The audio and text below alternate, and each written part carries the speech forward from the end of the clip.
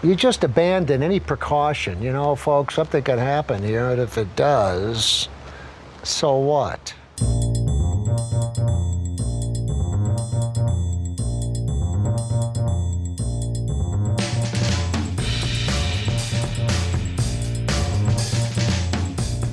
Hey friends, welcome to Nathan for Us, a Nathan for You podcast. My name is Kelly. And hi, I'm Megan. And today we have a very special guest with us.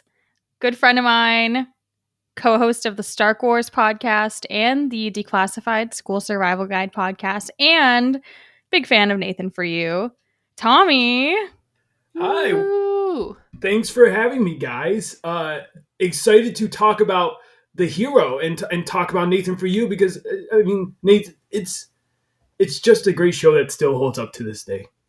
Yeah, do you want to give us a little bit of your background on how you found the show and kind of what brought you into the Nathan for You fandom? Yeah, I'm definitely a late bloomer when it comes to Nathan for You.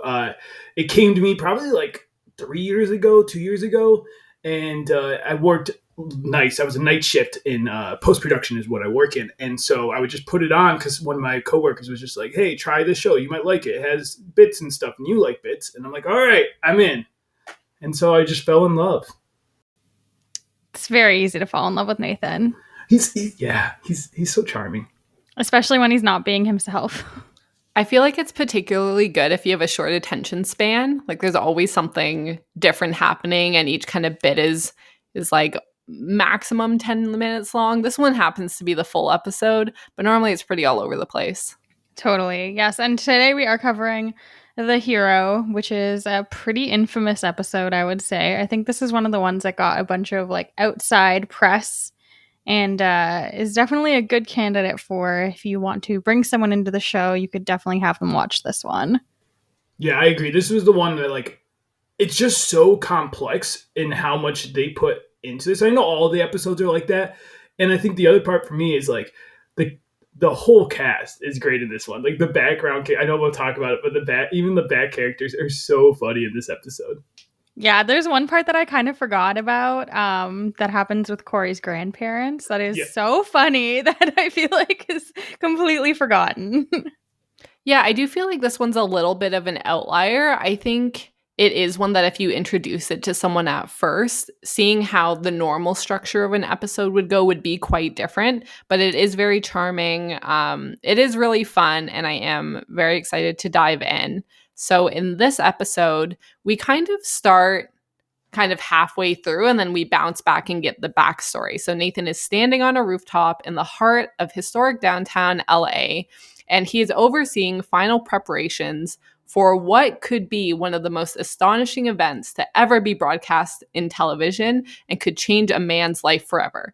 So, you know, he hypes up this event pretty big. You know, everyone's expectations are high, and we are told that we will be transforming an unremarkable man into a hero. What were your expectations going in? Oof, that's a tough question. Originally, I feel like I didn't know exactly what to expect. I feel kind of bad that, like, you know, they just say Corey's life is in a rut because I think we'll get into it. But, like, is his life in a rut? Debatable. Like, he seems like he's having a great time doing what he's doing. What? His life is definitely in a rut.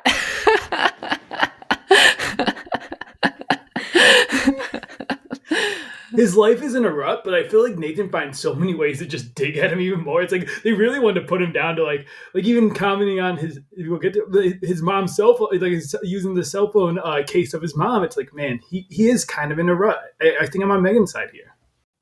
I do think that now is a particularly interesting time to be talking about this because Nathan is really emphasizing the fact that Corey lives at home with his parents. And I think that during COVID, you know, that's a lot of people's situations. And so I think other than probably COVID, where I think a lot of people are in an unusual circumstance, maybe if the episode was filmed today, you wouldn't harp so much on a person. How old is Corey? Do we know? So his dating profile is Cool Beans Corey 89. So I assumed he was born in 1989. Oh, that might be a good guess. My hockey number growing up was 89. So I was like, oh, it was probably his sports number for something. I was not born in 89, but that's probably a very good guess. That's what I kind of assumed. I don't know. I don't really have any other reason. I guess we could probably find him on Facebook quickly and look it up as well. But I did sports numbers for mine, but I don't. Not to say anything about Corey, but I don't know if he would have a sports number, maybe. So I would probably go with the date of birth. Not to throw shots, but wow, just sewering Corey right off the bat. Well, it's actually very interesting how they find Corey. So we hear from Nathan that this process started 9 months ago when Nathan began planning for this big event where he wanted to recruit someone for a big life makeover. And, you know, even the most unlikely people, he says, can achieve greatness. So he gets his crew to go around and to start interviewing people at malls and parking lots, at fast food restaurants, to try to someone beyond hopeless. And this is where they meet Corey Calderwood. Now, I don't think he's beyond hopeless. I think he's just a very average guy. I think they probably kept in the back of their mind that they wanted someone that Nathan could actually transform into, because they do show a wider range of people with different genders, ethnicities, heights, weights. And I think, you know, one of the many reasons Corey was chosen is probably because he's someone that Nathan could realistically transform into. yeah, I think so as well. But like, even when they're saying, you know, he's this big loser or whatever, paraphrasing, but like they show him doing pretty normal stuff. Like he's into Magic the Gathering. We see him playing like Rock Band. He loves you know, Alfredo, chicken, whatever, fettuccine Alfredo. Like I just feel like he seems very average, and I feel for the guy. Like I feel like they really are harping on him, probably just because he's really into Magic the Gathering, which I don't think is a reason to hate on Corey. no, not at all. I think it's exactly what you said. I think there's like a base level, and he's average, but at the same time, like maybe this is just Nathan spicing his life up. Like everyone deserves some spice sometimes. That's true. There's not a lot of spice in fettuccine Alfredo, though. Yeah, so Corey, what we learn about him is that he is a part-time arcade attendant. He works there about 3 days a week. He lives with his grandparents. His mom and stepdad are away quite a bit for work, and he has no girlfriend, which Nathan can relate to and always wants to help people in their romantic quests. Yeah, and his parents are away in Hawaii a lot, which I'm like, Corey, you should be jumping in on these Hawaii trips. No offense, but like, come on. Do you think he's invited, or do you think like he declines, or? It says for work, so I guess it depends on what they do for work, but I'm like, couldn't they just bring him along and he could like make them dinner and stuff? Could he make them dinner? We know he makes one dish, that's all. But I think he could do it. I believe in him. I think he stays home and kind of keeps an eye on the house. True. So I'm sure every once in a while he gets to see them, but I guess it is strange that throughout this whole event that we don't see his parents at all. Maybe they're like politicians or something, and they just didn't want to be in the episode because they thought it would look bad. I really enjoy his grandparents, Larry and Chris. Oh, and yeah. I especially love that when they talk about Corey's life, they say like he's just kind of gliding through life, just slip sliding away, which is an incredible expression. Yeah, I also wrote down slip slide in a way. They were great grandparents. They're the grandparents where it's like, you know, they encourage you through life, but they're also like, yeah, well, we do know, like, he's just slip sliding. Yeah. They clearly love him very much, but Yeah. it seems like they're very happy that he's going to do something kind of fun and crazy. Yeah, he definitely needs something to get him going and trying something new. He seems to be in a bit of a rut. Yeah, and it's the grandparents. They come up later, and they're hysterical, and just like the way that they interact with Nathan and also Corey. Yes. We also learned through this segment when Nathan's kind of learning a bunch about Corey that his favorite movie is Tommy Boy, which I feel like now we have Click and Tommy Boy. We have to watch these on the podcast, right? I have never heard of Tommy Boy. I know nothing about it. You never heard of Tommy Boy? No. Oh my goodness, Meagan. We're going to have to watch it. It's a comedy. I think you'll like it. It's a classic. That's nice. It's a classic movie, yeah. Well, that's one. Yeah. So I have on the list of things that we learn about Corey while he is walking around the room and Nathan is trying to learn his mannerisms is that he finds braces to be cute. He is wrong. That's a weird thing to say for an adult, also. Yeah, that gear's real young normally. And also, it's like most people would be like, I don't mind braces. To be like, almost like I would prefer braces over just someone without braces. Yeah, it's like I tolerate the existence of braces in someone's mouth, but to like, of the few things you list and like what you're interested in, it seems to be very specific. We already know he loves Alfredo pasta and he has worked at a call center and a recycling factory. Yeah, and he loves the phrase cool beans. Yeah, I also used to say cool beans a lot. Did you guys in high school? I definitely use cool beans, and I was going to say I think we should bring it back. Yeah, I don't think it's definitely. gone. I think I still say it. Oh. Like, Yeah, what, classic. like just anytime, anything, like someone says something that you're like, cool beans. Yeah, I feel like I text it more. Oh. I like to spice it up in my like work Slack because I say like yes a lot. So I'll say like cool beans or like groovy, like stuff like that. And then people are always like, wow, your vocabulary is bizarre. By Really people, keep I 'em mean on their toes. the two other people that I work with at my company. So spicy. So one of my favorite parts about this episode is how they just refuse to tell Corey anything that's happening. And Corey seems to agree to it. I think we see this a lot throughout the series where because there's the presence of a camera, people tend to agree to things that they normally wouldn't, even if they're not too sure or they think it's a bad idea. So we have Nathan filling Corey in a tiny bit and saying, throughout this process, you won't have much information. You're going to be completely cut off from the outside world. But I can tell you that if you do this, by the time I am done, you will reemerge as a national hero. Are you in? It's like, okay, whoa. Probably everyone's going to say yes, but that's not a lot of information. No, I think if he also added in like, and I'm going to make you stay in a trailer for 2 weeks alone, Corey maybe would have reconsidered agreeing to this, but to each their own. Yeah, next they get the legal liability waiver signed so Nathan can kind of start, learning more about him, and they get him sent to a doctor's office under the ruse of getting a medical exam for this, but what they're actually doing is trying to get a facial scan, a 3D like print of Corey's face so that Nathan can turn it into a mask to wear later. This is terrifying. the mask itself, but I know we're going to get to it, but oh my god, this whole thing. Imagine you go in thinking you're going to a doctor's office and they scan your face and create a mask of you. I did think saying it was an epilepsy test was a very good That was smart. Yeah. Yeah, this was the point where I was like, this is going to be, like when I first watched it, this is going to be an iconic episode because like it's just the level that he went to just on the first thing. Like it's like you didn't even really need to lie to Corey. You could have just like let him in on the secret, but you had to go bring him to a doctor, have it be a makeup artist. And yeah, it is terrifying, the mask, I think. Yeah, Emmy-nominated makeup artist Vincent Van Dyke. Yeah, and so I have Vincent Van Dyke's IMDb bags pulled up, and it is impressive, I will say. We can go over it at the end if we want to, but I was floored when I looked at a bunch of the stuff that he's worked on. It's pretty crazy.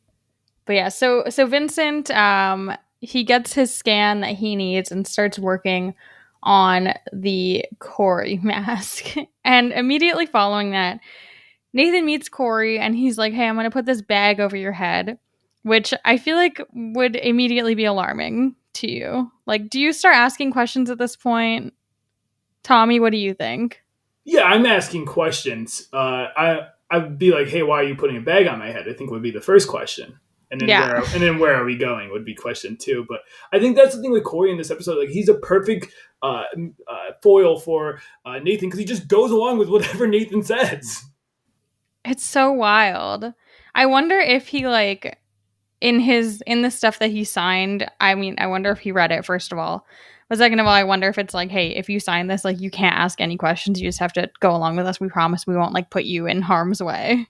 Yeah, I'm sure that he asked some questions and they gave him some sort of answer that was enough. And I'm sure that they just didn't show it. Yeah, so the reason being for this, obviously, that there can't be two Corys running around California.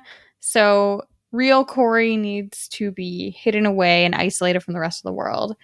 Nathan moves him over to a helicopter and they copter him out into the desert where there is a trailer stocked with enough supplies for Corey to survive for 2 weeks in the Mojave Desert. This is aggressive, to say the least. What are we doing here? Like he could have been in a hotel. Like he could have been anywhere else. But we had to lock him in the desert. It also feels like they got like a very small airstream for him. Like it's literally just like like there are some big trailers you can buy, like big bougie trailers. This one doesn't even have a real bathroom. It just has like a hole over like a Home Depot bucket. I don't even know. It looks absolutely brutal. And like it's nice that he asked for all of his favorite things, but I don't know. I feel like I'd get sick of Alfredo pasta if I ate it for a whole 2 weeks of Alfredo watching pasta. Tommy Boy for 2 weeks. Over and over again. Yeah, we do see one clip of Corey where he's like sitting at the little trailer desk and he like is playing like solitaire or something too. Like this would just be so boring. So, Sorka Ryan from the Nathan For You business posting group actually was able to chat with Corey a little bit and told me that she asked Corey if he was really out in the middle of nowhere for 2 weeks. And he said that he did stay there for 2 weeks, but when he climbed to the top of a nearby hill, he could see a road, so he wasn't like that far away from civilization. That's good. But he was out there for 2 weeks. Yeah, they Wow. must have had like a PA coming to check in on him and like hang out because like that just can't be healthy to be alone. No, and especially when your cell phone's taken away, not to be like a dramatic millennial, but for 2 weeks, that's a long time. And also, are you just not going to work? What is the arcade doing? I would have liked to see Nathan go in and work at the arcade. Oh, yeah, that would have actually been really good. I feel like Nathan would be very bad at working at an arcade. Coins everywhere. He just wouldn't know how to talk to anyone. He wouldn't know how to like do anything with the games. Like, yeah. Nathan is a good problem solver though. So he's got that going for him. But so we see that, you know, Corey's going to be alone for those 2 weeks. And Nathan kind of tells us that walking on a wire is one of the most inspiring acts that a human can do. And that for the past 7 months, he's been teaching himself to do just this. I think there's a lot to dig into just with that one statement alone. First of all, is this the most inspiring thing Nathan could have done? Okay, I see Tommy shaking his head no. I'm going to be in the yes camp. Oh, okay. This is interesting. I'd be Tommy. inspired as fuck. I think with some walking the wire, but this walking the wire, I don't know. Maybe I have high standards. I've seen people walk wires across Niagara Falls, you know? So it's like, maybe I'm giving too high standards for Nathan. It's a good point. I don't know. I feel like when it comes to stunts, I also have very high standards.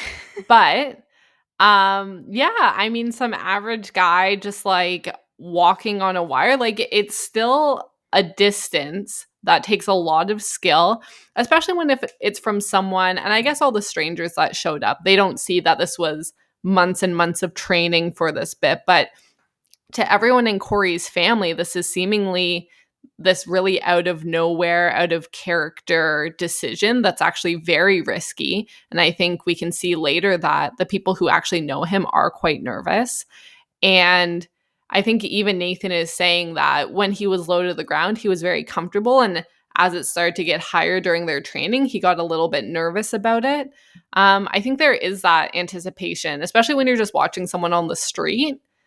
I don't know what other stunt he could have accomplished in that amount of time that would be realistic, but I'm definitely open to opinions. No, I think that's actually a really fair point. I think it is inspiring and like for stunt things. I guess I'm almost stuck on would it make someone a hero? I think that's where I'm like, yeah. Is this the type of thing you would do to like show off like I am the hero you're looking for? No, Yeah. no. I think to make yourself a hero, it would have had to be like he took a bullet for someone or he stopped a robbery. I think they could have staged that very well, actually. Yeah, I was also thinking like we know Nathan is really into magic, so like could he have done Mm. escaping from like a straitjacket or something like that, which I guess is a little bit similar to like the claw of The claw. shame. But Nathan has to keep all that glory for himself. that's fair. But yeah, I think that we could have gotten something more inspiring. It's like cool. I also think it's like it's kind of awkward not to be like I could walk, like I could do this. But like 80 feet just doesn't sound like that much. Like I feel like he should have gone like at least 100 feet. You know? Just make it a nice round number. Above the ground? It's 80 feet above the ground. He can't change the buildings, I don't think. I'm sure he could find another building. Yeah, they could have made it taller. I think what would have really made it is if he wasn't clipped into anything, quite frankly. That's the risk. He's clipped in. There's no risk. Yeah. That's definitely the show's insurance, though. They were definitely like, absolutely not. You cannot do this. People seem nervous and gasping, but it's like, okay, nothing bad's going to happen if he falls. Like, he's fine. Yeah. How far is the clip, though? What if he, like, Spider-Man's into one of the buildings? Now, that could be dangerous. That would be mild. I think mild danger. Okay. Maybe he should have like been rescuing someone from one building and carrying to the other building, or like a puppy from one building to the other, something like that, perhaps. Yeah. Because I think the hero aspect is, you know, he's doing something dangerous to raise money for a good cause. So I think the fact that he's donating money to breast cancer is like the hero act. I don't think walking across a rope is a hero act. And I think they could have done something a little bit more elaborate and a little bit more exciting. And I don't know at what point they could have switched Corey in, but they could have staged something pretty crazy. Yeah. I also was going to say, so the 7 months of training is the other thing. Mm-hmm. How much do we think Nathan was working on this? Like multiple hours per day? I think if you have the setup at your house or in your backyard, it's just something you do a few times a day, especially if he knows that this is for like his project that he's very proud of. He wants to execute it well. He probably just does it a few times a day. And then it looked like he had some specialists come in and give him tips and pointers to make sure he could nail it. Feel like at the beginning, you know, you're excited and you do it a bunch, and then a few months in the middle, you know, you don't do it as often, then you panic and practice multiple hours a day as you get closer. Or that might just be me. Are you talking about me golfing? Is that what me learning how to golf? Yeah, that's not the hobby. You're not old enough for that hobby yet. I'm a big golf guy now, okay? Tommy, you want to go golfing? I love golf. Golf is the sport to just hang out, drink a beer, and, you know, just chillax on the golf course. Yeah, it's like the mini perfect putt. sport. No. Mini putt is the perfect sport if we're talking in the realm of golf. But I think I guess golf, you have the same issue. My thing with mini golf is having to wait behind people. Oh man, Yeah. that's the bane of my existence. But I thought you were just chilling, talking for the day. Oh no, I got called out. Like, it makes me feel rushed. I guess. Well, no, I guess I'm rushing them. Oh man, I gotta. It's like a waste of time. It's a waste of time. Versus like on the golf course, you can like call the cart person to like bring you drinks. You know? I mean, I would say both are probably an equal waste of time. That's fair. Meagan, I'm gonna get you into golf. Just you wait. Yeah. No. I swear you won't be able to. My stepdad is like super into golf and like would always invite us out and like really want to teach us. And we had to just rip the Band-Aid off because he kept asking Connor to go. And Connor went a few times. But we finally had to say like, you know, we're genuinely not interested. And I think it broke his heart. Tell him to take me. He will. He'd be so excited. He like loves teaching people about golf and he was so excited. And we were like, man, just being at the driving range, doing the same thing over and over and over again. And like, you know, I started out really well and then I got a little bit worse and I felt like, man, he's trying to coach me and I'm letting him down a bit. I was like, I'm out. Let's go mini putting. Low risk situation. I don't know. I think we can get you, Meagan. We'll get you into golf. We'll get you into Tommy Boy. We'll get you into Alfredo pasta sauce. Yeah. All of it. All of it all together. Should I become Corey? Yes, this is the start of your 7-month journey to become Corey. Wow. I'm gonna make a prosthetic of Megan's face and wear it and crush a golf game. And then she'll be Whoa. infamous. Everyone will be like, wow, Megan's such an amazing golfer. They'd be like, I accept this. Megan shrunk in height by 3 By, like, inches. a A foot. You could wear really high disco shoes. Like, While golfing. yeah. Oh my god. Disco Stu loves golf, I bet. Okay. So we see that Nathan has a prosthetic and a custom bodysuit made. The bodysuit is so mean. The bodysuit is really mean. Like, they Very, didn't scan very rude. his body, so it's a fairly rude bodysuit.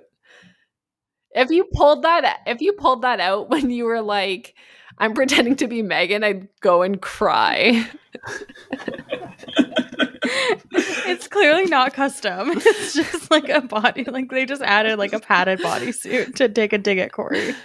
I definitely didn't think about that before, but you guys have a really good point. It was pretty offensive. It was so offensive. Okay, yeah. It's like, mock me for my love of magic cards, mock me for living at home with my parents, mock me for my arcade job. Don't show me that bodysuit. That's a line. That's the line. Leave me in a desert for 2 weeks. What if Corey had come back like ripped from the desert too? That would have been Damn. incredible. He was like, the Alfredo pasta diet really did something for me. I don't know why. I just started picturing him like training in the desert, like doing push-ups and jumping jacks and like digging in sand and then chugging a jar of Alfredo, no pasta. Like he does a curl with Thick. it, and as he's curling it, he's just like pouring it. He does like a sip. He's just like crunching dry noodles while he runs. Yeah. Oh my god. So we see that we have all of this stuff made, and after a 4.5-hour application process, Nathan's going to go into his first media appearance. And it's at a radio station, 95.5 KLOS, the same one that we've already spoken about, who did the Best Burger in LA bit from earlier in the series. But why did Nathan need to put on the outfit to go on the radio? He simply did not, is the answer. Well, what if the radio people ended up checking out the event and then saw it was a different person and be like, whoa, we're going to blow this whole thing up? Maybe that's the only risk, but I doubt any other radio host would have went to that event. True.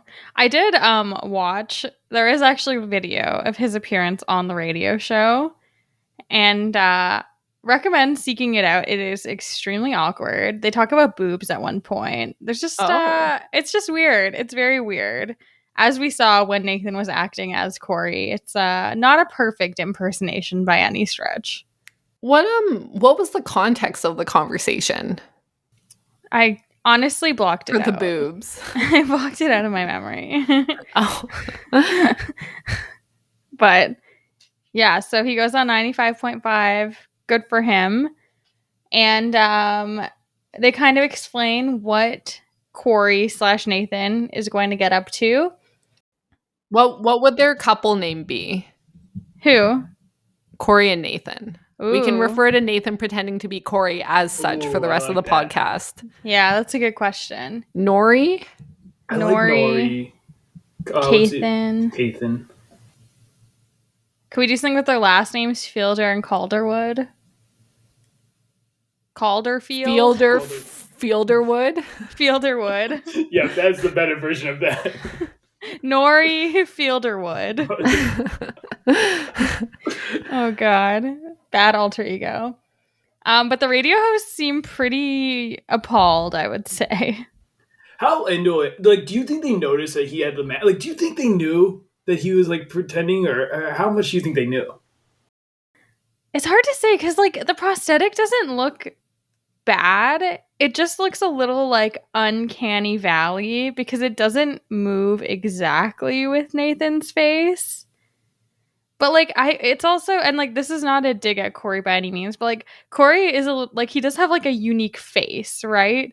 So I feel like maybe you wouldn't really notice that this prosthetic looks a little funky. I did think the wig was not a match for Corey's hair at all.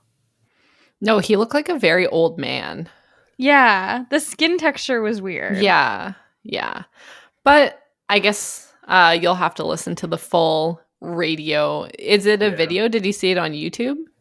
There's a video one. If you go on Reddit, on the Nathan For You subreddit, people have posted it a bunch of times. Nice. So check it out.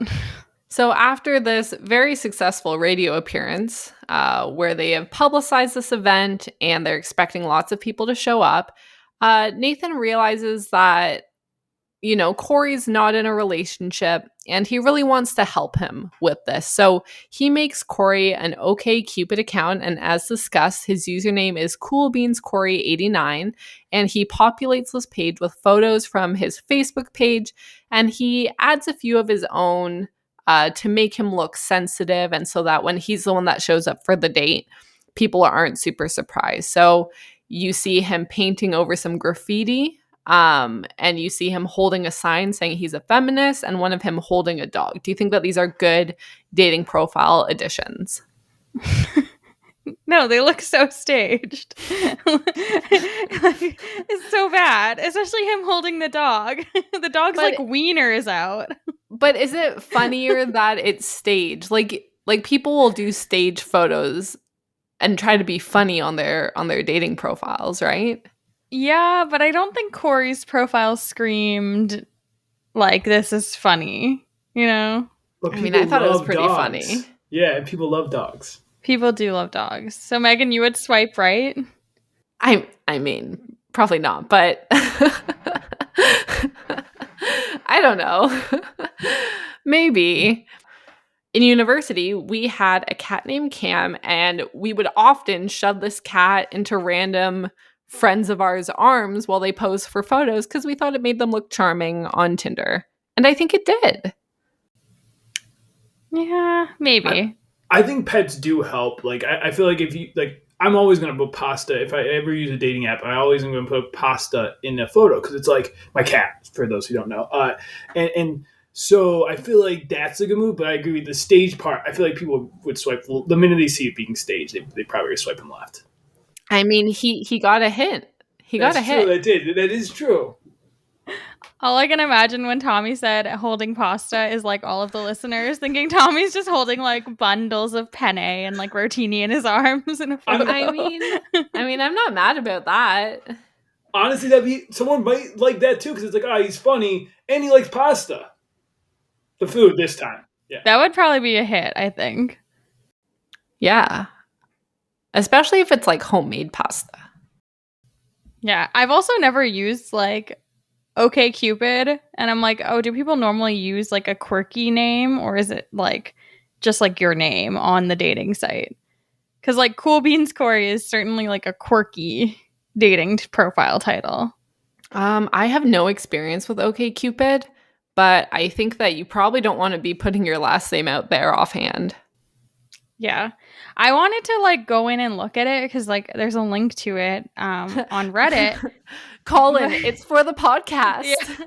But it was like you have to sign in, and I was like, well, I'm not gonna like make an OkCupid account to sign in. Now I'm probably in their like advertising funnel too, so I'm gonna get like 100 million OkCupid ads. So you might as well sign up. Yeah, now you're basically there. Yeah. OkCupid, if you want to sponsor the podcast, hit us up. Well, do we have any single friends? I don't think so. I feel like we're the worst people. Nathan I don't know if he's still single, but I feel like he would be perfect for OkCupid advertising. Oh, he was married for like all of these bits. Yeah, he was like married he was married while they shot The Hunk. Oh, that's interesting.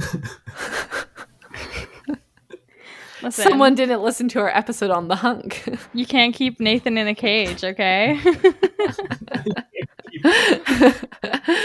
So we see that, they make the profile up and they find a match for Corey named Jasmine, who seems like a very lovely lady. Jasmine loves The Sims. Jasmine seems very sweet. So they meet up. Our fake Corey, aka Nathan, and Jasmine meet up for a date at the Roost Cocktail Bar. Whoa. Did you pull up their menu? We have to find out if Corey brought Jasmine. Sorry, Nori Fielderwood. If Nori Fielderwood brought Jasmine on like a bougie date, he should have brought her to the arcade. That would have been really fun. While he's working, he'll work on the date. He'll be like, sorry, I gotta go real quick. Gotta finish this work thing and then go back to the date. Okay, it looks like I can get on their website. Oh, it actually sounds kind of fun. Full bar, cold beer, Thai food, jukebox, big TVs. I'm into it. I'm Where game. is it? Should I go and report back? Yes. Yeah, Tommy, you should definitely go. Let me pull up their Oh, there's actually a filming section here. Oh my It's gosh, in pop LA. in for a segment. It's at 3100 Los Feliz Boulevard. If you record yourself doing a little review of it, we'll add it into the end of an episode. Okay, cool. I'll see how far it is and if I can actually get there. Yeah, I'll send you a link to their But the info. catch is you need to go there on a date, and you need Okay. to find that date via OkCupid. And you need to tell them your name is Corey. Tell your girlfriend it's for the podcast. Yeah. You got to take one for Yeah, the we team. Anything for the podcast. We've already decided. Look, I got very clear instructions. I need to get an OkCupid account. I don't know what to say. I also have to find exist. Do I have to find a Corey mask as well? And like the whole, do I have to become Corey too? Yes. Oh my god, yes. This is a very specific to right now comment, but have you guys seen Kanye West like rolling around in his terrifying mask? Heard of that, not yeah, seen it. and his name is now Yi, right? Didn't he Oh, I legally missed change this. his name? He legally changed his name to Yi. Oh, wow. It looks like the masks from Mission Impossible. That's all I wanted to say. But I don't know like imagine you're in an airport and you see that. Oh my god. Terrifying. I would be very concerned. Yeah. Probably as concerned as Larry and Chris, Corey's grandparents later on in the episode. Mm-hmm. But so let's talk about this date that Jasmine and Corey / fake Corey Nathan go on at the Roost. It seems like they have a lot in common. They're both kind of into The Sims. She likes that he says cool beans. They've got a little banter going on to pull she a seems British term. She seems great. She actually seems like she would work for Corey. Like they do seem similar enough. Had real Corey gone, although she does agree. I don't know at what point, like I feel like she must have been like, I don't know how to bring this up, but it looks like you're wearing a prosthetic mask. Like if you showed up to a date and the person looks like this, I'd be like, I don't know how to say this. I maybe just wouldn't, but since she agrees to see him again, I feel like I'd have to be like, okay, we can, like, I like you, I like your personality, but we gotta address, is that not your face? Is that rude to ask? When is it appropriate? What date number is it appropriate to ask if you're wearing a prosthetic mask to be someone else? I think date one. First 5 minutes. I don't know if that's a date one question. Because if you're wrong, that's so bold. Yeah, it feels very like Buffalo Bill to me though. That's the only thing. Like it feels very like creepy almost. If I have no context. Like I have the context watching this episode, but if I'm just walking in on a date and I see a skin mask on top of another, I'm out. I'm out. It's also like I imagine it looks better on camera than it would in real life. You know what I mean? Like there's no way that it looks great in real life. Because it didn't even look like they put like extra makeup on it or anything, which I think would help. No, there was clear lines. That's why I was like, I don't know how like the radio people or Jasmine like didn't call him out. I mean, obviously, probably they cut it, but it was very funny that like no one seemed to care that he had a mask on the whole time. I have a request. I would like you to each ask me if I'm wearing a prosthetic mask. Is this the if we were on a date and I showed up in a mask, how would you ask me if I was wearing a mask? Oh, so we're like improving. Okay, so we're Yes. at the Roost. We're ordering some Thai food. Maybe Yes. putting a song on the jukebox. Oh, I love it in my Sims game when I go to a restaurant and order Thai food. This Ooh. is me living my best dream. I'm gonna put on What's New Pussycat 7 times in a row. Oh. And then put on It's Not Unusual ones. But wow, you have it planned. I love your taste in music. I guess I would just open it up with like, hey, like it's so nice to meet you in person. You look a little different than in your photo. Oh. I dressed up for tonight. I really wanted to impress you on our date. Okay. I just feel like maybe you're hiding something in the face area. Which is fine. But I would like to see what your face looks like. Well, you're looking right at my face. Ma'am, your eyes don't My name is move. Corey.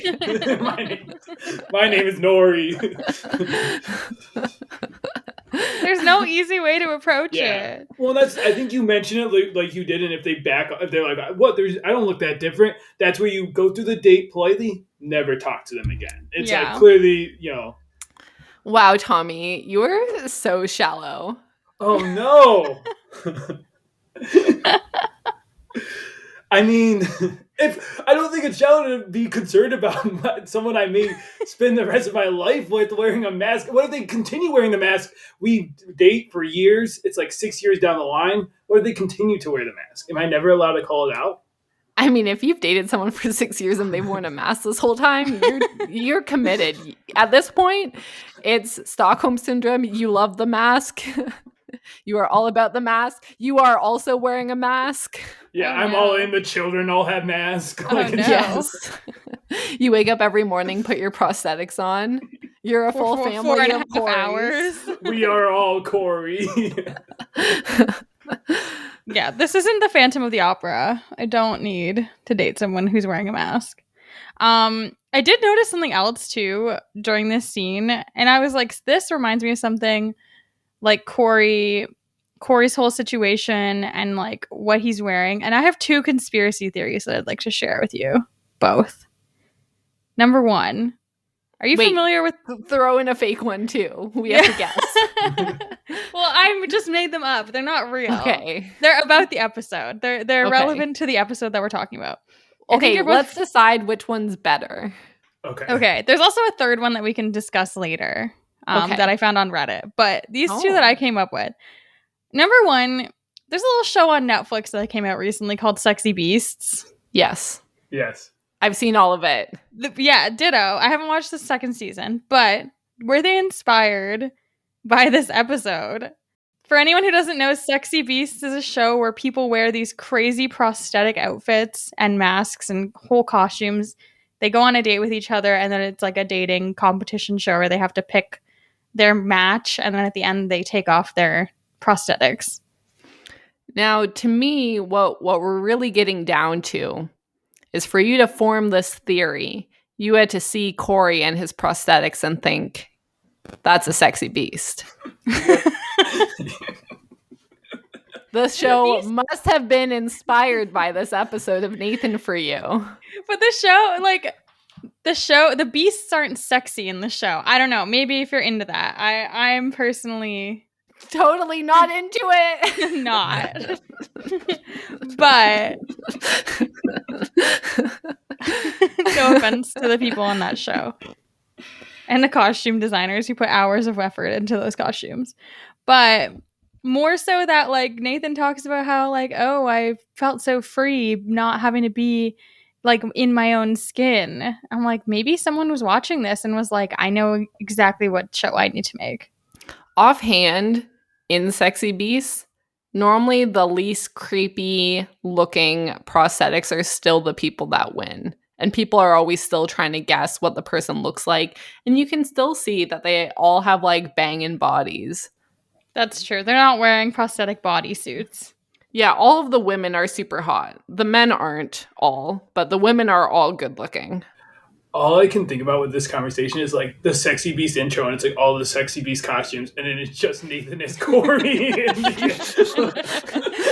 Someone's definitely made that on the internet, right? That has to exist somewhere. Oh my god. And it's just never addressed that he's different. And he's never in the episode either. He's just like in the intro only. Oh my god, that'd be amazing. Oh my god. Okay, what is fan theory number 2? My other conspiracy theory, it's kind of a two-parter. But, okay, well, one is just something that it reminded me of, which spawned the fan theory. His, like, mannerisms and, like, the way he's holding himself and the prosthetics all together, it literally looks like Ben Platt in the Dear Evan Hansen movie. And I could not unsee it once I saw it. With the weird way he's, like, hunching over and stuff.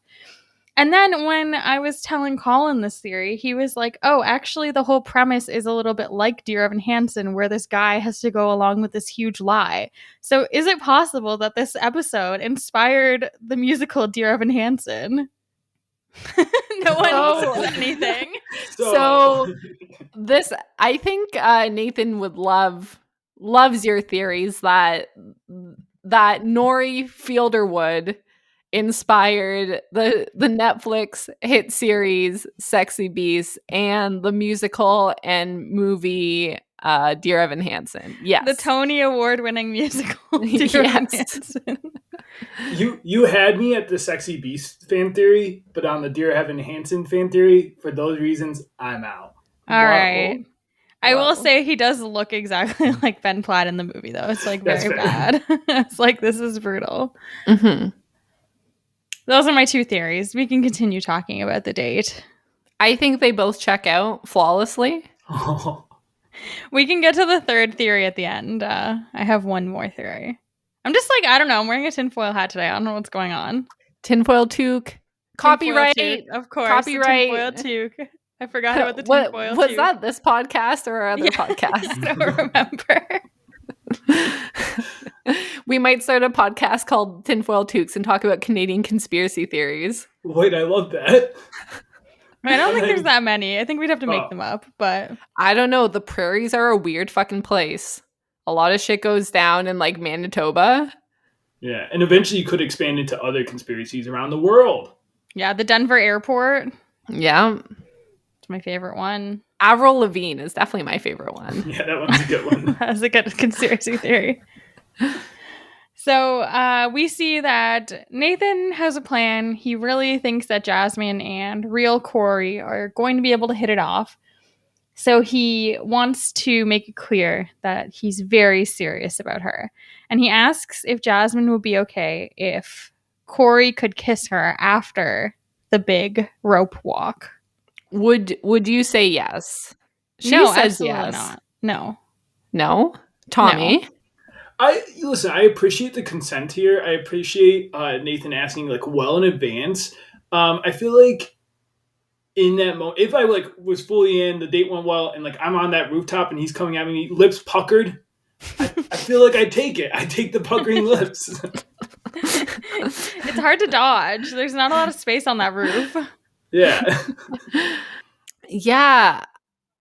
I think I'd have to be in the situation, and we're assuming that Jasmine actually had a really good time with Nori and that like she doesn't suspect his face is not his face for some reason.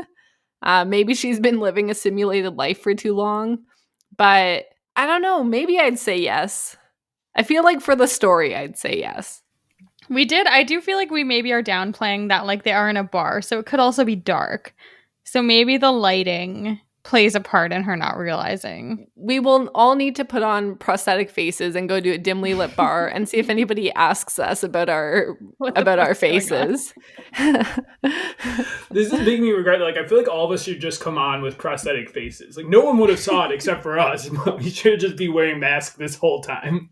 Yeah, I'll casually pull out, the prosthetic nose in my kitchen and just apply it. Big special effects guy, Meagan. Yeah. I have been watching a lot of like shows. I think it's called Glow Up on Netflix. They apply prosthetics. It's kind of cool. Ooh. There was a show, I think it was on Bravo at some point, and it was like, I think it was called Face something, and it was all about like, Oh yeah, like Face makeup Off, artists. I think. Yeah, it was all about like Mm. makeup artists doing competitions to be the best makeup Oh. prosthetic. I do love competition shows. If there's like any competition show on like a streaming service that I'm subscribed to, I'll probably watch it at some point. Regardless of what it is. Yeah, Including I've Sexy watched. Beasts. Yeah, I've seen both seasons. I watched. There was like a glass blowing one. I saw like a welding one. There's been a few makeup ones. I'm kind of down for whatever. Oh, there was one where they paired a baker with an engineer, and they called it baconeering, which is not a good name. And they had to create like a confection that also had to survive some sort of engineering like feat. So they had to make like a boat that was edible, but then the boat had to actually have a rudder attached to it and steer around an obstacle. They had my. to make like an edible car, but the car had to actually like crash into a wall, and the dummy in their car had to withstand a certain level of impact, but you also had to be able to like eat most of the car. It was pretty random. And the first episode, I was like, oh, this isn't that good. And then I got very invested in one of the pairings and like really wanted them to fall in love and be together. That's always what happens. Yeah. And then I like followed them on social media. And I don't know if I should say, but I guess I didn't say who they are, so it's not a spoiler. They didn't end up together. And like the last 2 weeks of my life have just been a crisis. Like, if those two people who are so perfect for each other didn't end up together, like, what is good in the world? I don't know. I'm very distraught. I've gotten like that with Top Chef people before. I know who you're talking about. I'm also upset. Yeah, Yeah, it's very upsetting. I felt the same way about Jasmine and Nori, so I totally understand. Like, Yes. Yeah. The couple rooting we for stan. couples. Yeah. We stan, of course. So Jasmine says yes to the kiss, but Nathan's not done. He needs to keep the night going. You know, he's having so much fun not being himself that he decides to stay in the bar, and he kind of parties the night away. He's like buying people drinks and high-fiving them and speaking in a terrible Boston accent. He's just having the time of his life. Probably the most fun Corey's ever had, Nori's ever had. Yeah. Yeah, he's like dancing with women at the bar. He's having a great time. He should have invited 2 women to kiss him at the end of the wire walk. Well, that's Oh what I was my gonna God. ask. Is it appropriate to stay at the bar after a date? Like, should you leave with your date, or should you go back in, or is that like now like, and especially if you're like talking to other girls afterwards, is that like a no on dating etiquette? That's a good point. You're not together. Yeah, and it's just like You a just first date. you just like agreed to kiss at some point in the future. A scheduled kiss. A scheduled kiss. Put in my Google Calendar. Yeah, I can't say I've ever done that. But I do think if I went on a date with a guy and I went to leave the bar and he went back in, I guess I would have to be aware that he went back in to hit on people. I don't know, but we're not together. It's weird. It's weird. I would feel weird about it, I think. For sure. Yeah. But I don't know if I would be mad, you know? I wonder if it'd be worse if you just like if he just openly was like, "All right, see you later. I'm gonna stay right here." Like if it was like very clear that he's staying in the bar. I think True. it's fine to stay in the bar. Like maybe you're meeting some friends. Okay. I think if he's like, I'm going to stay here by myself and just hit on people, but I'm totally going to kiss you tomorrow. Next week, I think. I'd be like, well, maybe I will stay at the bar and find someone to make out with, but I will totally see you tomorrow as well. I really love the idea if he would have found more people and it was just like a line of like 6 people, like just more people he's ready to kiss after that, walking the line. The women at the top being like, I already told him I would kiss him. Oh my God, that would have been incredible. But also, like, so mean. Yeah, Corey. mean. So after this big bar night out, we see that Nathan's having a bit of a crisis. Corey's grandparents keep calling and they can't get a hold of him. They really want to talk to him and they found out about the wire walk. So Nathan's kind of like, okay, I need to do some damage control and figure out a way to chat with them. But he knows that his costume, prosthetic application, whatever you want to call it, is not, going to stand the test of Corey's grandparents who know him super well. So he needs to find a way to basically speak to them from afar. Goes out, he visits Corey, and he records some super basic phrases that he can use while talking to the grandparents. And then he hires an actress to go into his grandparents' hotel and let them know that there's an issue in the hotel, an active gunman, and that's why they can't leave the hotel. They need to stay locked up in there.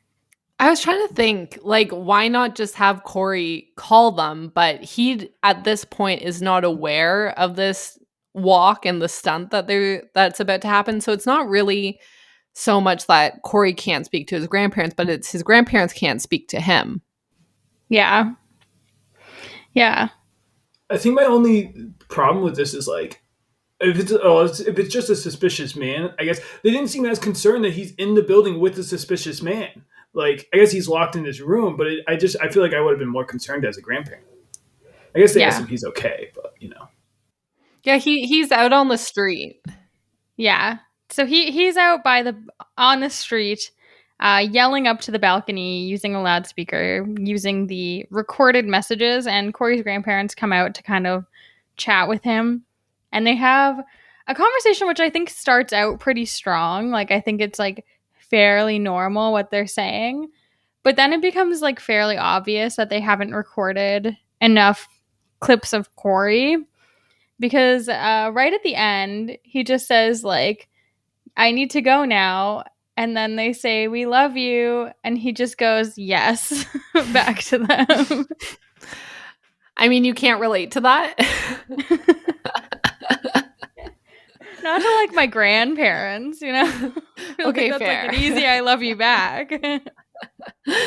Yeah, they probably should have gone the I love you recording, if not for this, but to use at some point with Jasmine. Yes. Well, they have him say it later anyway. Mm-hmm. Would this fool anyone's grandparents? I guess they have no reason to suspect anything. Yeah, I feel like my grandparents would just assume it's me being goofy and just be like, it's just like, it probably would line up with what I normally do. So they would be like, yeah, this checks out. Yeah. And then we see the real kicker, which I think this is probably the best part of the episode that gets forgotten, when the person that they hired to be like the fake hotel manager goes to the grandparents' hotel room and says, so the gunman that was in the hotel has been killed.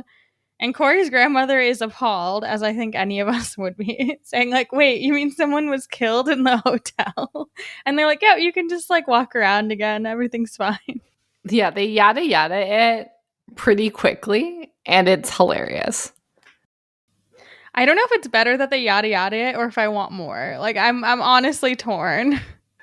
Do you think Corey's grandparents went and investigated it, or do you think they stayed in that room like the entire, like they never left that room because they're like, there was a murder in this hotel? I think I would go investigate, to be honest. Nope, my way on out of there. Yeah, I'm on Megan's side. I would probably stay in my room. I would never leave. I mean, I would leave the hotel eventually, but I would never. Yeah. I don't want to be checking around. Like, I'd be like, ooh, what the hell happened? Why was there a gunman in here? Who killed him? Who killed him? Yeah, who killed him? Was it the police? It's just someone else. What floor Vigilante? was this on? I heard no gunshot. Yeah, that's the thing. I feel like they would ask questions, probably go down to the main desk and be like, hey, I heard there was a murder here. And the main desk would be like, what? No. Yeah, that would probably be the more immediate sequence of events, to go and talk to someone at the front desk or call them and be like, what floor? What is my level of concern? What do I do? Can I get some free shit? Because I'm traumatized.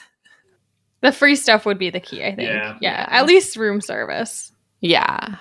Oh, I was just thinking like soaps. You guys went way higher than I did with what I was going to ask for. I need to be comforted with extra blankets, extra pillows, some like molten lava cake, maybe a good champagne. movie, some champagne, calm the nerves. Yeah, that's what I'd be requesting, like champagne and like a plate of French fries. Yeah. I could The go for that ideal right calming presence. Yeah. now. What a killer combo. Yeah, I'm in a wine club. No big deal. Oh. Oh, we know. With my pairing of French fries and champagne. So we basically make it to the day of the event. We see Nathan has a bit of a struggle with being nervous about being super high up. They kind of yada yada over that as well. And we see that, you know, everything's getting prepared. Nathan seems like, you know, this is it. He's going to do it. And they bring in Corey to a holding area downstairs. And the whole plan is that Nathan's going to walk across the rope, go into like a transition area where then Corey will take over, walk out the other side of the transition area, kiss Jasmine, and do a speech. Nathan exits through a trapdoor and, you know, has his prosthetics taken off and all of that good stuff.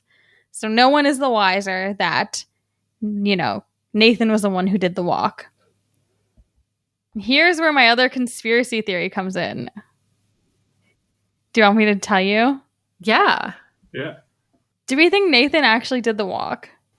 Oh, that I've never thought about this, but was it a stunt person? And In the Corey mask. They did show him practicing quite a Yeah. bit. I don't but- believe this theory. I don't subscribe to it, but someone on Reddit did say it. So I thought I would bring it up. I mean, it is possible, but I'd like to believe he did it, especially because he's clipped in and it's safe. Like, Yeah. if it was like you out there, yeah, probably someone else. Yeah. Probably like someone who's been doing it for like many, many years, not 6 months. Although 7 months is a long time to do something. Feels like it. Yeah, I need the that's an intriguing- screenshots. Yeah, that's an intriguing theory. Like, it's definitely one that I never thought about. But like, it is just a mask. Like, anyone could be wearing that mask. Like, I don't know if you could tell the details of the eyes, maybe, you know, or like, I don't know. But Yeah, I'm we not may sure. never know. We may One never of the know. great mysteries of our world. you're using too much content for your conspiracy podcast. Now, I think my favorite part of the episode is when Corey's sitting in a chair with a hood on and it gets taken off and he's sitting across from Nathan wearing a prosthetic mask pretending to be him. Hilarious. And Nathan puts on his like Corey impression when he's talking to Corey too, which is so awkward. So funny. Yeah. Corey is way too cool, calm, and collected, though. Like, you're seeing yourself. You're seeing like a doppelganger of yourself. I would be like way more. Like, he was freaked out, but I would have been even more freaked out. Well, like he knows immediately it's Nathan because Nathan's like, "Oh, it's me," and Corey's like, "Yeah, I know." Yeah, it's like incredibly obvious. And I think to be fair, it's been a few weeks. He's been alone in the desert, you know, chugging Alfredo. So I'm not sure how good his memory is of like this contract signing. But I think the immediate flashback would be to when he's saying like, you're going to be a national hero when you get back. And so to do that, kind of the next, maybe not obvious step, but it would have to be someone pretending to be you or using your name to get that recognition because, like, clearly you've been doing nothing. Yeah, that's a good point. Yeah. The main thing is I'd be like, that's the bodysuit. Also, Come on, Corey's man. like quite a bit taller than him.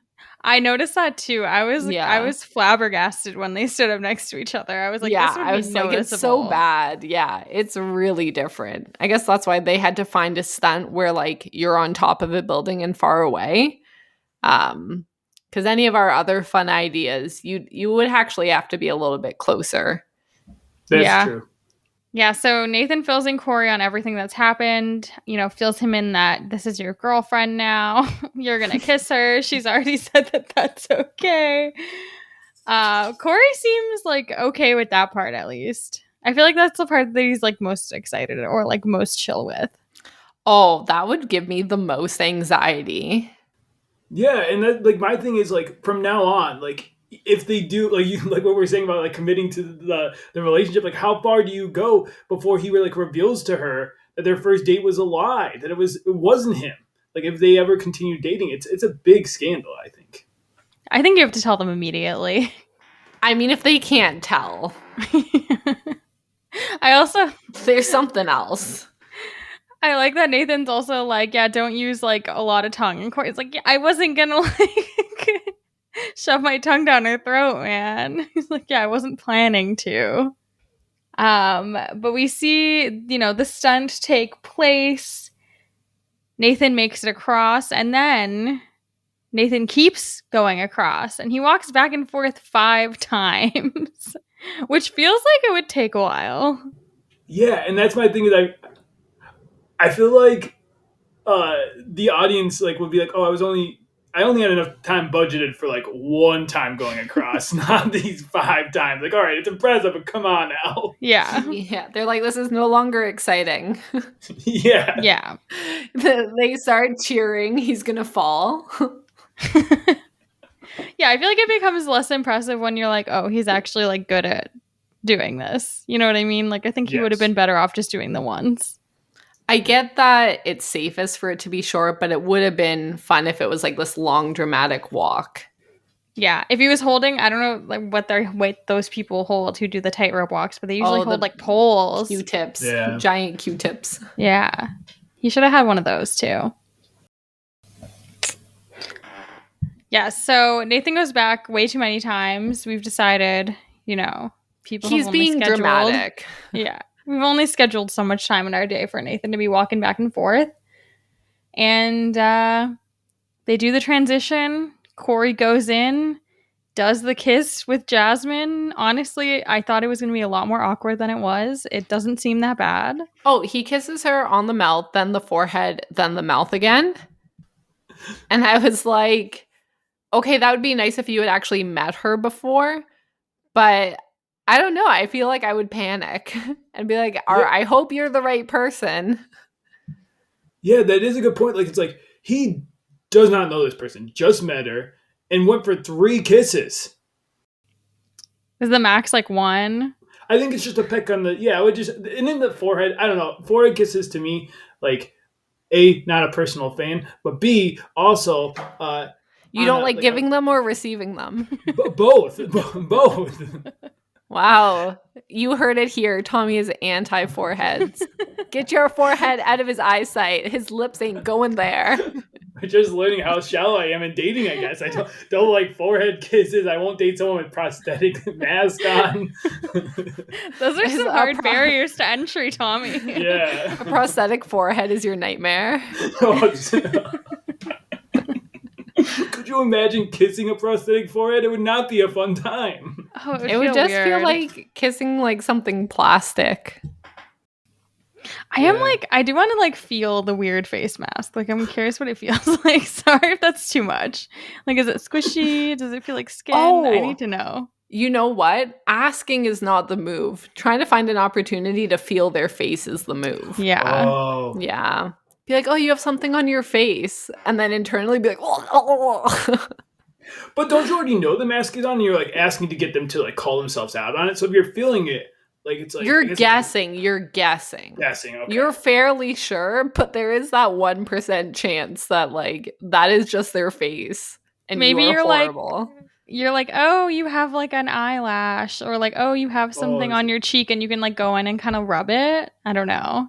They like swat your hand away. They punch you in the face, that's probably okay. I got during the date you're like eating this pasta and sauce, right? The fettuccine. You accidentally fling the sauce at them and you're like, oh no, and then you go up to like clean them off, and that's when you can feel the mask. Oh yeah, that's it. That has to be it. But what if they then don't want to go on a second date with you because you flung pasta in their face? Or in their second face. Like, you become the weird one. Like, you become the deal breaker. Like, I went on a date and they just kept trying to touch me. Yeah. But yes, the kissies, they happen. But, like, I feel like Jasmine and Corey both feel like they seem okay with it all. Jasmine is surprisingly okay with everything that happens. Yeah, in the next moments that follow, especially where Corey has to go do a speech, and he says a few things. One, he calls her his girlfriend, and two, he says he loves you or he loves her. I do love you guys too, though. But I would be like, yes, yeah. Yeah. thank you. Yeah, I mean this combo, the triple dead kisses plus the I love you plus the girlfriend. There's no way Jasmine wanted to see him after this. I don't know how this works out. Like I feel like he just came too strong. Nori was a good level, asked consent for kisses. Nori was at where it's at, but Corey, he's a daredevil. That Corey. Yeah, I think he should have skipped that part of the speech. Oh yeah, because you read ahead a little bit for sure. Well, he even starts it. He starts it and then laughs. So it's like he could have just stopped right there. Just stop on the laugh. But you might be thinking, because at first I too was like, oh, why didn't he just skip that? But then you're like, you don't know what your conversation was. You don't know the past communication. You don't know how many times Nathan's seen her in 2 weeks. Not that 2 weeks is fast enough, sorry. But, you know, to each his own. Bachelor happens. Bachelor in Paradise, we've all seen it. But maybe you're like, whoa. But then you're like, okay, maybe she's expecting me to say this. Maybe she wants me to say this. There's a little bit more lead up to this.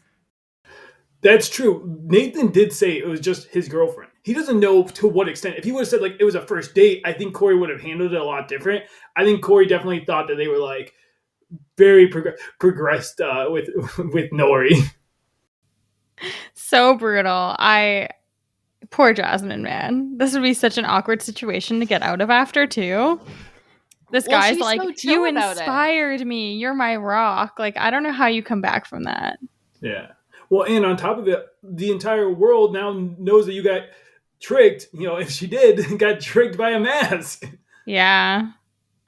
I feel like she's probably like, I knew immediately and they just told me to go with it. Yeah. And they'd pay me for my days on set. Yeah. Spoiler, they did not end up together. But he started Man. dating someone else shortly after that, right? He did get a girlfriend. Yes, he did. The Top Chef couple, the engineering and baking. Oh man! And now love is dead. This one didn't hit me so hard. More of the love story between Nathan and the prosthetic mask. That to me was more true love. Yeah, I would have liked to see Nathan and the woman that he hugs at the bar. He does a little side hug with a lady. I would like to see where that, what progressed there. Also, I challenge anyone else to watch Baking Impossible and not root for the couple I'm traumatized over. Like, you too will be absolutely heartbroken for weeks because I'm not okay. Oh no. I'm really upset. I feel like I don't root for people from like The Bachelor very often. So maybe this is the move. Like maybe the other competition reality shows are a better spot to find couples. I feel like the artsy cook paired with an engineer just like hits home, you know? It's just us. Yeah. It's just us and our boyfriends. Oh my goodness. But yeah, people are excited. Everyone's really proud of Corey. And we see Nathan very sadly taking off all the prosthetics and exiting the event. And he has like his hat on and like very a la you is like creeping Corey. Joe Goldberg. And then like sneaks off while Corey goes for his interview, and his grandparents are so excited. They were worried. They never expected anything like this from him, which, you know, would make me feel a little bad. They'd be like, you? We never thought you would ever do anything good. Like, we thought you would just eat Alfredo in the basement. Wait, what if he would have ate the Alfredo while doing the tightrope? Oh, that would Gotta have been carb fun. up. That would have been fun. You could have got a good sponsorship too, probably. Yeah. I think you have to kind of need your arms for balance. You need two bowls. Maybe you have that pole thing with the Q-tip. You put the bowls on the Q-tips, and you're like, it slides down into your mouth. I like the dedication to eating pasta. It's perfect. Yeah. Who knew how heavy on pasta talk this was going to be? Are you Italian? Yes. Same. I Can't just had relate. I just had Italian Thanksgiving and the food was so good.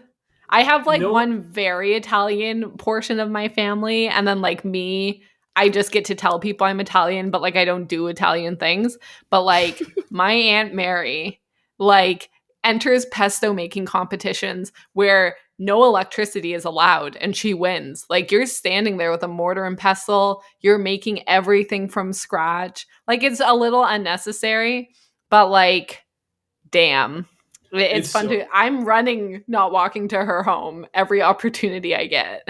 What are other Italian activities? That's make my Bocce question. ball. Yeah. It's a lot of cooking stuff. I make raviolis, and I'm always a sous chef, getting yelled at to like roll faster. Yeah. Other Italian things, just yelling in general, waving your arms around, probably liking soccer. I don't really care about soccer. Sauce day. I am also addicted to watching this little old grandma named Nonna Pia online. She has my full heart. She brings me joy when I am sad about random couples not ending up together. If you have not seen Nonna Pia on TikTok, YouTube, and Facebook, Whoa. Google her immediately. She's so wholesome. She makes everything for her little family from scratch, and she's the cutest. I've always wanted to backpack through Italy, and one of the things I've always said is I would only meet like old lady Italians because I think they're so adorable. So I would only want to meet, like hang out with them. I would like learn how to make like little old shoes. I feel like little old shoes. Well, I guess maybe they're just like maybe the shoes aren't old. Is your passion making shoes? How do I get on this list? No, Tiny little tiny shoes. I wanted. Okay, my feet are not small though. How do I get a Tommy exclusive? A giant, like I could get a regular portion size shoe. I don't know. You backtracked from giant real quick. Yeah, well, your enormous feet. Listen, I already heard the conversation about the bodysuit. I had to catch myself about the big shoes. I didn't want to upset you. But I mean, I don't know. I feel like Italian ladies probably make shoes, and I don't know if that's a thing. I don't know either, but I like to believe they do. And so my dream is to go there and do that and learn. And then I can come back. Then I can make them for you. Okay, so I'm waiting a lot of years. Yeah, unless like go fund. Hey guys out there, go fund my Italian trip so we can get shoes for Meagan. We're gonna set one up. We'll set up a Kickstarter. I do want people to know that I own shoes, and I'm not waiting. Like I do own shoes. This is like the setup to the episode. Meagan, she's been going through life just with no shoes. We're gonna set this up. She will get shoes. We need to send Tommy to Italy.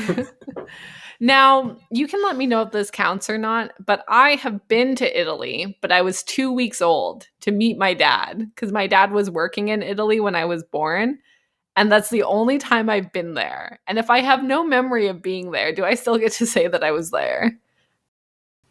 I think so. I still say I was born in Pittsburgh, even though I was there for like 2 days. Like, yeah, I think on medical records you were born in Pittsburgh. That counts.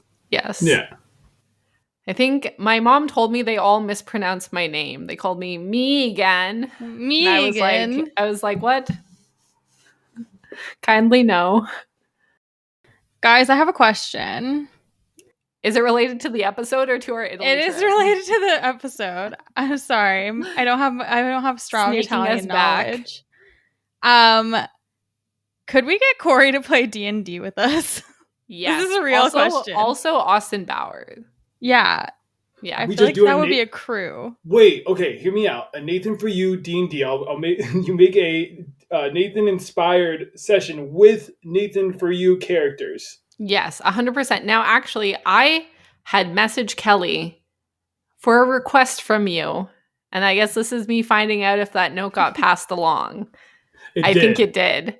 So, wait, are we done the episode? Is there anything else we need to review before we get into it? Because we're about to get real off track. Vincent Van Dyke, check him out on IMDb. He has a ton of credits. It's like wild. He's literally worked on like every movie for the past like many years.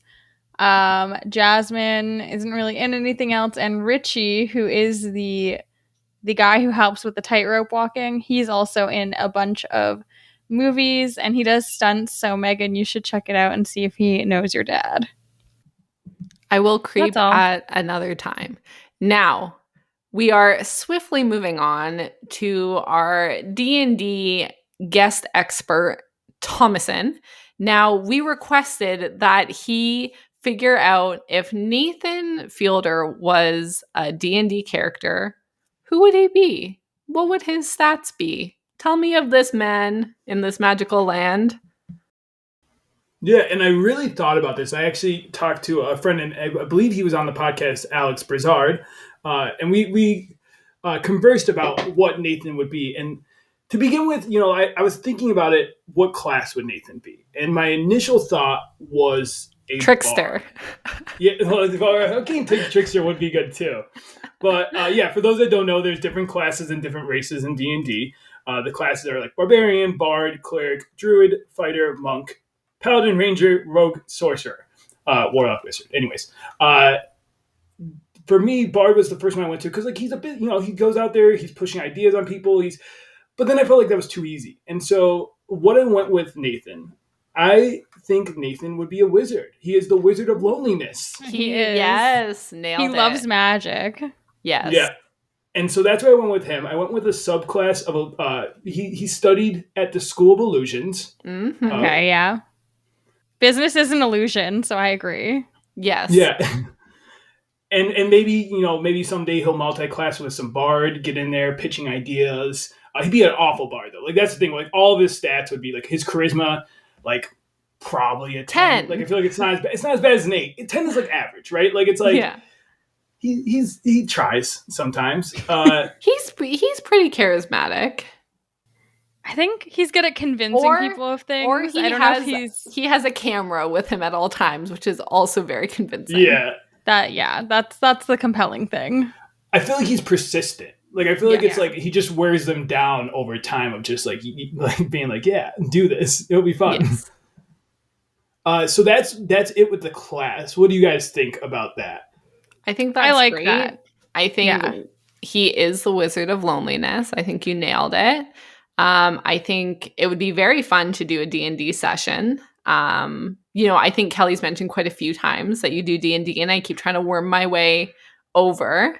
Come join us anytime. I'm glad we got to meet first, because I'm going to tell you a tale where it has happened to me twice in my life, where the first time I ever met someone was our first session of D&D. And so you say a very quick hello, and then I'm in my character. And in the first round of me meeting this person, it's we don't really talk before, and we're playing the game. And he kept trying to, I forget what it was, but he kept trying to convince my character to do something. And then he tried to steal something from me. And then he tried to put a spell on me to make me believe him. So I said that I slapped him or something for trying to do that, and I got a 20. So they said that I slapped the spell out of his memory, and I wasn't necessarily a good character. So I was not mean, but I was a little mean to his character after that throughout the rest of the time, because he had wronged me. You are now my nemesis. And he left that thinking that I did not like him in real life. But I was I was playing a character. So I really don't like it when the first time I meet someone is when we're playing a game, because I'm this is a game where you are being someone else. And I was for 2 weeks, he thought that I didn't like him. And I was oh, why? No, I totally understand that. That's a big thing we run into, right? It's you're playing a character, but then it's are those feelings actually, are you annoyed with me, or is your character annoyed with me? And it's a constant conversation when it comes to DMs and us trying to figure out the best balance to help. I definitely am a proponent of all the players meeting beforehand because, for that reason. I do remember another time in D&D, Meagan and I went against our group and caused some issues, and I believe had some words on the way home with our significant others. Oh. Because they were a little upset with what we did in the game. Oh no. Depending on like my goals, which is, I think I was just a human niffler, essentially. I just wanted to collect all of the things. I wanted to own all the things. I wanted to take all the things. And so when opportunities presented themselves, I would take the things. And I think there were some situations where like there were 6 players. So like there were 6 jewels, and then I would end up with like 3 of them. And then Connor would be like, one of those is mine. And I'd be like, what are you talking about? I'd be like, the game's over. We are no longer discussing. Like, I'm back now. You cannot. Should have kept an eye on your shit. Yeah, that happens. Stealing happens. And that's the fun of D&D. Anything can really happen. And I think a Nathan one would be a blast to get into that world. Yeah, we'll set it up. We'll definitely set that up. Austin Bowers already said he would be down. I think if we told Corey it was going to be low-key and fun, I think we could probably get him to join. I don't know. We'll see. I don't know him at all. I've never spoken to him. We're going to send out a few feelers into the universe. What if we send out like gift basket? We'll just send them Tommy Boy, Alfredo. Hey, come play D&D with us. Here's all your faves. Tommy Boy Alfredo sauce would be perfect. A new phone case. I think that should be like the meal we all show up to eat. Maybe we have a dinner beforehand to like get to know each other. We send like this formal, like almost like a wedding invitation. Like we formally invite you to eat like some chicken Alfredo on camera with a group of strangers. Yeah, that's what I was going to ask. We're doing it on, like, we're having dinner online. Like, oh, yeah. Yeah, definitely. There's nothing I like more than a bunch of people eating and hearing the slurpy sounds of pasta in their mouths. I'm pretty sure that like 50% of what you watch is like cooking videos and shows where people are eating all the time. That is true. I do love good cooking YouTube videos. Well, I think that's the episode. Tommy, it's been so wonderful having you here. Yes. I think this was so much fun. Let us know where to find you. Give us your plugs. Give everyone the info. Yeah, I'm all around the places. And listen, I have a Twitter. You can find me, Tommy's Tidbits, giving all the tidbits that you didn't think you would know or wanted to know. I'm spending most of my time, to be honest, at post-show recaps, the Discord. Come check us out. That's where I do a lot of my D&D. If you want to get into D&D, we have a whole thing over there. DMing, it's a lot of fun. So that's where I hang out. And I have my podcast, Star Wars, where we cover Star Wars and Marvel content with my friend Michael O'Rear. And that's been going strong. And right now we're on a season break of Ned's Declassified with my friend Jalen Jones. And that will be starting up relatively soon. Yeah, all awesome people. Future guest Michael O'Rear. He will be coming on as well to talk an episode later on next season. Meg, do you have anything you want to plug today? No, next week I think we are probably going to do the episode rankings, right? It's the end of the season. It is the end of the season. It really has. So we'll be ranking episodes next week. I think maybe for our special in-between episode, maybe we cover Tommy Boy. I don't know. I have no information on Tommy Boy. I couldn't tell you a single thing about it. I'm assuming that there's a boy named Tommy in the movie. If there is not, that's a curveball. That'd be arguably more exciting. That would be what a if curveball. This becomes your favorite movie of all time? Like, this is just like, and we never knew. There's just no way. It would have to be a bad movie for it to be my favorite movie of all time. That's fair. Oh my goodness. Well, yeah, follow us on all of the platforms at Nathan Frost Pod. You can follow me at Kelly W and Megan at Meagan Bianco if you want to see what we're getting up to, which is, I don't know, not that much. We're going to a Halloween party together on Saturday, so that should be exciting. It will be exciting. I love a good Halloween party. If you lived in Canada, I guess you'd have to live a little closer than just Canada. If you lived in Toronto, we'd give you the invite. Yeah, you would definitely be coming, Tommy. I used to be on that side. Really? I know. If you were still in Buffalo, you could have driven up for it. Yeah, I was a Buffalo boy. Oh. Except I think the border's still kind of closed. Yeah, I'd have to sneak over. I'll get a mask on. I'll dress up like Kelly. That's not I will then suspicious try to at all. I'll try and get across the border back to my homeland of Canada. We'll build you a boat made out of cake from the baking engineering show, and you can just ride it across the lake. We'll get From, you like, some Michigan. glasses, and you Yeah. can put shoes on your knees. You can like walk across. You'll fall into a hole. What a dig. I'm not that short. Shoes on your knees. Sorry, I gotta tell go me, to how Italy. tall are you? 5'9". Okay, maybe not quite the knees, but you gotta pick the feet or the knees. There's no in between. But I gotta go to Italy first to make the shoes. Then I put on my knees. See, maybe the shoes he wears on his knees are platform shoes. Does that make it less offensive? Yeah. Sure. Fine. I am picturing them like little Dutch shoes, even though it's like in Italy. But I'm picturing them like little wooden shoes. Little clogs. Yeah. Oh my god. Yeah, rate us on iTunes, please. And thank you. Only if it's 5 stars, though. Yeah, if you don't think this is great, just send us a personal hateful message. Don't tell Yeah, people online. It'll sting prefer way that. more. It would hurt my feelings so much more. This has been Kelly and Tommy and Meagan on your side.